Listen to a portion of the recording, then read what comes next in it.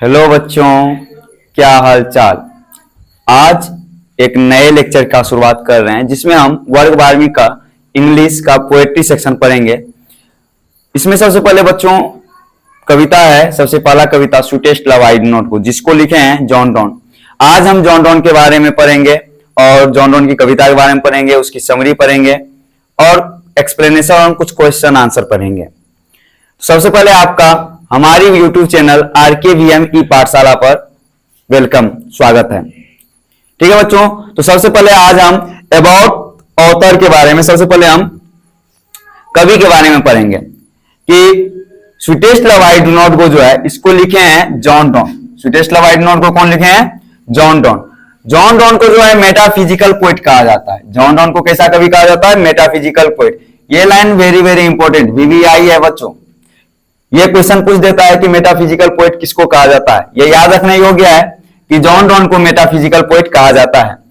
He was born in 22 January 1572 in a Roman Catholic family in London, England। John Donne का जो जन्म है 22 जनवरी 1572 को रोमन कैथोलिक परिवार में लंदन, इंग्लैंड में हुआ था। When England was against this religion, उस समय में क्या था बच्चों कि पूरा जो इंग्लैंड था इस धर्म के, ये जो है तो ईसाई धर्म और उसी धर्म का दो पंथ है, एक रोमन क्या कहते हैं, एक कैथोलिक और एक है प्रोटेस्टेंट। तो वो जो पूरा इंग्लैंड है उस समय में इस रोमन कैथोलिक धर्म के विरोध में था, इस पंथ के विरोध में था। John Donne was forced to leave Oxford University without the degree because of his religion।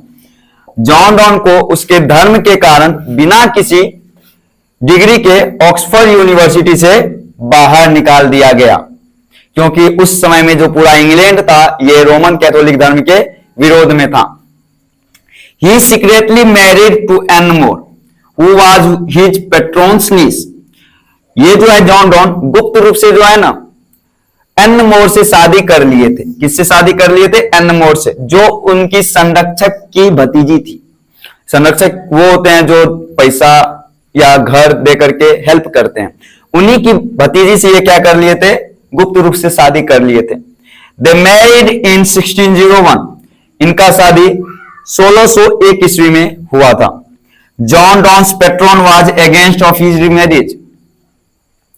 देखिए जॉन डॉन के जो संरक्षक थे वो इनके शादी के सख्त खिलाफ थे। Due to that Donne was sent to jail, जिसके कारण जॉन डॉन को जो है ना जेल जाना पड़ा, क्योंकि उसके पेट्रोन संरक्षक जो थे वो इस शादी के सख्त खिलाफ थे। Later he was elected later his marriage was declared legal and John came out from jail. जिसके बाद इसके शादी को वैध मान लिया गया और इनको जेल से बाहर निकाल दिया गया। Later he was elected as cleric in the church of England and later he became the greatest preacher. देखिए बाद में ये जो है जब जेल से निकले तो ये जो है एक चर्च के पुरोहित के रूप में इसको चुना गया। इंग्लैंड के एक चर्च के पुरोहित के रूप में चुना गया और बाद में एक बहुत बड़े उपदेशक भी बने। उपदेशक वे होते हैं जो हमें हमारे जीवन कैसे जीनी चाहिए उन सब चीजों के बारे में उपदेश देते हैं, ज्ञान देते हैं। He also participated in 2 naval expeditions। इन्होंने 2 समुद्री अभियान में भी भाग लिए। कौन? John Donne. ये भी बहुत इंपॉर्टेंट है कि पूछ सकता है क्वेश्चन में कि कौन से कवि जो है नेवल एक्सपीडिशन समुद्री अभियान में भाग लिए थे। वो है जॉन डॉन। जॉन डॉन जो है 2 समुद्री अभियान में भाग लिए थे। Donne is well known for his songs, sonnets, satires, elegies and sermons। देखिए जॉन डॉन को जो है सॉन्ग्स के लिए जाना जाता है, सोनेट के लिए जाना जाता है और सेटायर्स के लिए भी जाना जाता है, एलगीज एंड sermons। ये वेरी वेरी इंपॉर्टेंट है बच्चों, ये याद करने योग्य है कि सॉन्ग्स लिखा करते थे जॉन डॉन, सोनेट भी लिखा करते थे, सेटायर्स भी लिखा करते थे, एलगीज भी लिखा करते थे एंड sermons भी लिखा करते थे। डाइड ऑन 31 मार्च 1631। इनका जो है मृत्यु 31 मार्च 1631 ईस्वी को हुआ था। किसका? जॉन डॉन का। टोटल स्टांजा, ये जो कविता है sweetest love I do not गो, इसमें टोटल कितने स्टांजा हैं? 5। कितने? 5।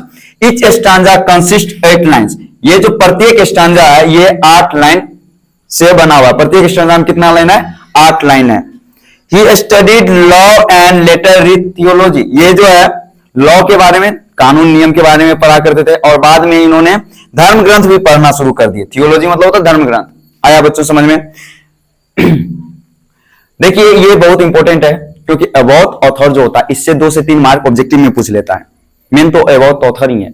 जब आप समरी पढ़िएगा, एक्सप्लेनेशन पढ़िएगा, उसमें भी ये बहुत इंपॉर्टेंट है।